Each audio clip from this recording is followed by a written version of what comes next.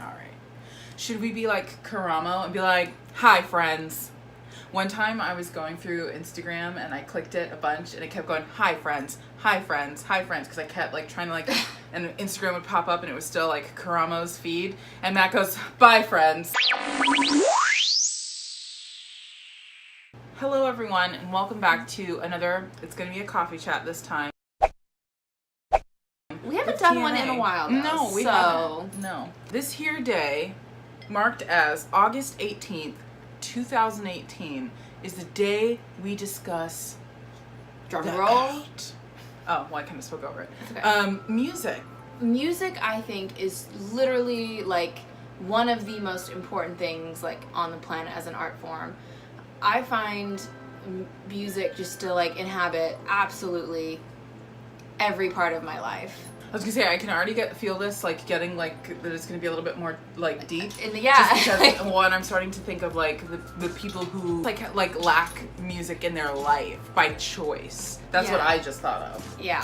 I definitely do know some people who lack music, and I'm always so astonished, like, how do they live their lives? Because it's not just me. My family is so musically just driven one way or another. Like, my mom has a beautiful voice. Like, my mom can really sing. I've never heard your mom sing. She has a beautiful voice. My mom wanted to be on Broadway. That's what my mom's, like, big dream was, which my mom wanted to be on Broadway. And my dad just, he knows so much about music. Like, it's crazy. And we had a band called Brownness in my family, and it just, whenever I hear them, I can make me cry. Whenever I hear, like, their music, like, it gets me, it, like, makes me cry, and I have a recording of my grandfather singing La Bamba, and that just gets me. It's my favorite version of that song. Like, him singing it just sounds, it just hits closer for some reason. I don't know. It's interesting. Yeah, I feel like this is going to be, like, a good tribute to our parents, because I feel like my parents did... Thank you. Thank you so much, so guys. well in showing me, like, just the ranges of music. So my mom liked to clean to Enya, like to like jam out to Reba. I forgot about Enya. Yeah, she liked to jam out to Reba, and then we would just like chill to like Earth, Wind and Fire. Like my dad likes a lot of like stadium music, so he likes that kind of like rock stuff. Yeah. And then something that's meant to be heard in like an amphitheater. Yeah, and he loves jazz, and he loves weird like instrumental, like the guy just what is that Australian he likes that kind of music. And I feel like all of those different styles, like from country, alternative to indie, has given me like this, not only like a great appreciation, but I feel like the range of music that I love, like I can turn on like E40 and just fucking rip one and then I know well I was thinking just like bust a line out and then instantly turn it back to like Reba, and I know when the lights went out in Georgia, like I feel the same. I feel like I owe so much to like my parents for showing me like Rob Zombie and showing me, you know, these mariachi bands, and then also showing me Broadway and like, you know, just and Elton John and Elvis and Prince, like, you know what I mean? Like, my mom loves Prince, and like I love does my Prince. mom. Let's get it real. If you're in your 20s, your mother loves Prince. Yeah, like exactly. If you're a 20-year-old, female, male, anything that you are, your mother loves Prince. Odds are. And there's somebody's like, my mother doesn't love Prince. And that's the thing too, is I think what was really cool about like us becoming friends was that we got to like merge.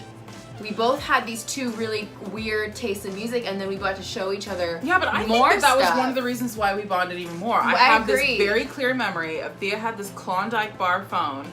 Oh, I forgot about that phone! I love that phone! And we were in Elliot's class, and she had her iPod, and we were working on like editing something, and she had a Regina Spektor song, and I was like, to me, Regina Spektor, I love her, but I think she's really weird, and I think she's not something that everybody listens to, and I was like, and you had an Ingrid Michaelson, song, and I was like, this is cool music. Like, I can't believe you listened to this. And then that was something else that we like bonded over, was I think so too. The weird music that we listened to. It was, for sure. And I think sometimes it makes me so sad when someone goes, oh, I don't know, I just don't really listen to music. I just go, what kind of person are you? Like, it makes me, like, my heart breaks for people like that. I'm just like, you don't even know what you're missing out on, because music literally like powers my entire life. Well, and it goes hand in hand with what we're passionate about. I remember it was I've seen this multiple times, so I'm gonna say it's a fact that George Lucas, the Star Wars, he showed, I think who was it, Spielberg, or he showed somebody Star Wars without the music, and they were like, "What is this bullshit?"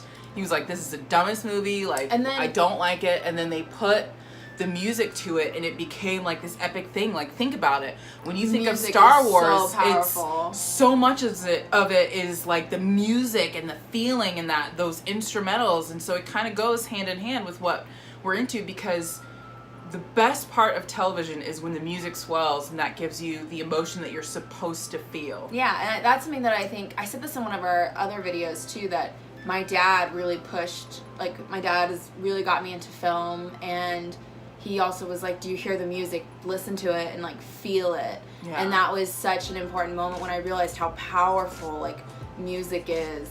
There's a scene in the O.J. Simpson, that show, what is it called? It's just called O.J. What is that show called? Oh, I don't remember. Or whatever. That Ryan show. Murphy's O.J.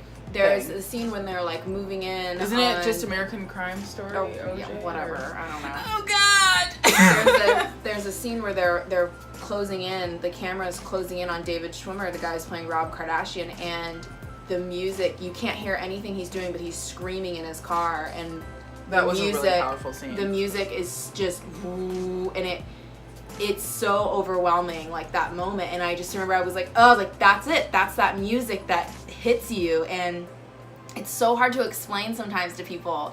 When you're really passionate about it too, you get too excited. Like, but Alicia recently went to a concert, and literally it was like the best experience of her life. So please tell us about it. Okay, well first I want to make one note about music and movies. So I would find myself, if I would go to the theaters and I would watch a movie and I loved it, and just like financially I couldn't see it in the theater 30,000 times, I would buy the soundtrack. I remember after I watched Snow White and the Huntsman, I bought the soundtrack and I listened to everything, because it's almost like replaying the whole movie in your head. It's just so true. I just needed it. I needed like that. I needed the movie again. I knew I couldn't get it until it came out on DVD, so I was like, let me just chew up this soundtrack and get what I need to like get from it. So that sounds so like, no, but not even the soundtrack, the score. Like I listened to, no, it was the score with like just like that one. There's only one like actual song. I have the entire first like Harry Potter movie score like on my phone. I listen to it in the car sometimes, like only when I'm by myself, because no one wants to listen to that.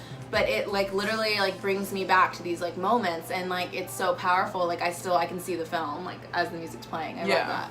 Jessica, my sister, she posted this Florence and the Machine is going to be in a concert, and she actually went skydiving to The Dog Days Are Over, so she has her own like personal attachment to that, because it's like an emotional like connection. Yeah. So she was like, oh, do you want to see it? And I was like, yeah, sure, whatever. And then she got the tickets or whatever. She goes and she goes like, do you want to know where we're sitting? And I was like, sure. And she points like center stage, like row 19, like we're there, like we're up there. And I was like, wow, those are really good seats. She's like, yeah, when I go see people, I'm just like, fuck it. I want to see them. I'm not going to be in the nosebleeds. And I was like, okay. Like she was like so like about it. Yeah, so she had to show you what was up. Yeah. Like, and give her moment to shine. She fucking shined, and that was an amazing experience for us, and I'm gonna get to it. I'm sorry, this is such a long story. Okay, so I'm gonna cut to, like, her opening act was brilliant. They are called, unfortunately, sorry. They're called Wet. Wet. And Alicia kept going, they kept saying, hi, we're Wet. Like, Alicia was like, I love them, and I have purchased good. their music. I'm sure there's some amazing reason why that's their name. So their opening act was brilliant, and then cut to Florence and the Machine opens. All of the ghouls come out to play, and every demon wants his pound of flesh, but I'd like to keep some things to myself. And I just like cried, wearing their shirt, Always Lonely, and drinking. Look at this coffee. I don't know if you can see it. It says, there it is, Florence and the Machine. It says Florence and the Coffee Machine. Oh. And I literally just cried the entire concert. It was amazing. What I really liked about your post that you did was that you said it was just so cathartic. It was, because the things that she's a very passionate person. And then, of course, after I went to the concert, I just creeper stalked everything about her. And she's deep and she's thoughtful, and her music is it just means something in such a deeper way. And the things that she was saying in between she was singing just really spoke to me. And really messy teenager, and then early 20s, and nearly into 30. So if you're in that, I'm with you, and I'm with you. At the moment, my heart, it hurts a lot of the time, and I just want to say I want you all to hold hands, because I really believe in you, and I believe in the power of change. Just the sound, she has songs that just literally are like a heartbeat, and it just got me, and it was amazing. It was just the coolest experience of my entire life. I think that there's just something so brilliant about connecting that deeply with an artist, with another artist, and with another, because it wasn't until fairly recently that I considered myself an artist. I didn't ever realize I was an artist too, and I was wow, and when I finally admitted that to myself, it was weird. I was I can't believe I was oh, I can't be considered an artist, I'm not, but it's we are. And I think there's something so much deeper about connecting with another artist, and they're healing in a way. It's so healing to connect with someone like that. There's just so much, I feel in music that is just touches every part of my heart and my soul. It's just been such a big part of my life. My brother plays the guitar, and just literally we were at the house one time and we were getting really intense to our conversation. My brother was already playing the guitar, but he was just playing it as background, kind of just talking to us. And we all started getting really loud and intense, and every time we got louder, my brother would play the guitar louder, and he was doing it for so long, we didn't know, so we're all screaming at each other, and then we look, we realized it was super funny. And we look, and he's with his we were quit it, Charo, what are you doing? He was playing Charo. I had always been around records, everyone in my family has a record player, but I never had one of my own, and our roommate Brandon bought me one for Christmas. I don't know how he knew that was such a really weirdly thoughtful gift. Did you tell him that, or anybody? I think that was so odd that he got me that, because I've always wanted one, and I can't believe that he got me one. It was so weird. And then my mom and my sister Leanne, they got me records for Christmas, and records that mean more now.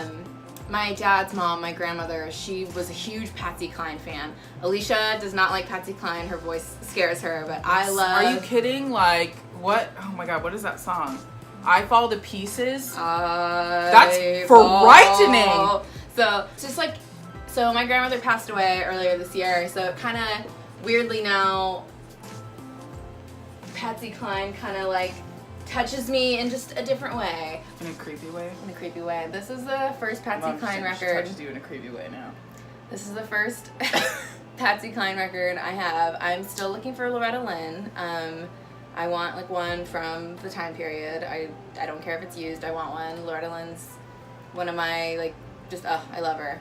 Anybody that listens to music, you know how it makes you feel. You know when you get that really good song and you can just jam out. And you're very uninhibited. You don't care if somebody's watching you. You're just this is my jam. I feel almost anybody can appreciate music and what it does. Okay, what's your favorite band though of all time? Oh my god. Favorite band of all time? Go. I feel it's Gregory, whatever his last name, that's impronounceable to me, because he touches my soul, and it means every time I listen to the song, I get something different out of it. Interesting. And he added a symphony.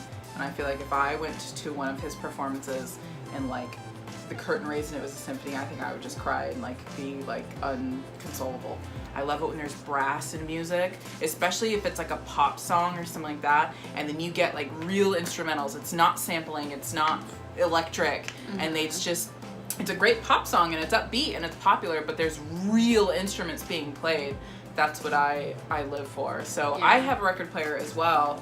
And after seeing Florence and the Machine, I just again lost my mind and just wanted to soak up as much as possible. And and I was trying to get the Florence and the Machine record, but the store that I went to didn't have it, but they had this like special edition like record release day thing, and it's just 2 songs on either side of the record, and the record is just, it's very beautiful, it's a cool color, and I was like, you know what, I feel like this is something special, so even though I want their full album, I am gonna get this, and it does have like one of my favorite songs on it. And then I got another one from her brand new album, and it's a small one. Yeah, it's like this big. I've never seen a record so tiny. Yeah, look how tiny it is. So it's this guy. Compared to